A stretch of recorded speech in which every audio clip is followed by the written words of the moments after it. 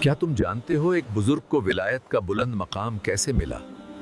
وہ راز نہ لمبی عبادت تھا نہ لمبی ریاضت۔ یہ واقعہ حضرت بایزید بسطامی رحمہ اللہ کا ہے۔ وہ اپنے زمانے کے بڑے اللہ والے مانے جاتے تھے۔ لوگ ان کے علم اور تقوی کی بہت تعریف کرتے تھے، مگر ان کی اصل بلندی ایک خاموش رات سے جڑی ہوئی تھی۔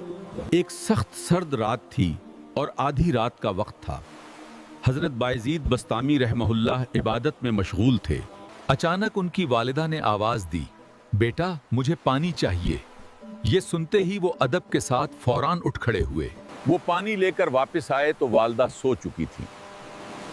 اسی لمحے ان کے سامنے ایک بڑا امتحان آ کھڑا ہوا۔ اگر وہ پیالہ رکھ دیتے تو ماں جاگ کر دوبارہ پانی مانگ سکتی، اور اگر جگاتے تو ان کی نیند خراب ہو جاتی۔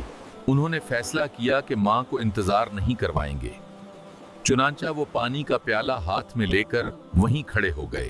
رات گزرتی رہی اور سردی بڑھتی رہی۔ ان کے ہاتھ سن ہو گئے، مگر وہ اپنی جگہ سے نہ ہٹے۔ فجر کے قریب والدہ کی آنکھ کھلی۔ انہوں نے دیکھا کہ بیٹا اب تک ادب سے کھڑا ہے۔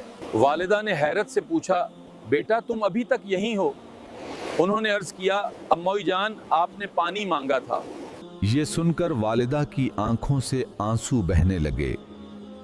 انہوں نے دل سے ہاتھ اٹھا کر دعا دی، اللہ تمہیں وہ مقام دے جو اس کے نزدیک بہت بلند ہو۔ کہتے ہیں یہی دعا انہیں روحانی بلندیوں تک لے گئی۔ یاد رکھو، اللہ تک پہنچنے کا راستہ لمبی عبادت سے پہلے ماں باپ کی خدمت سے گزرتا ہے۔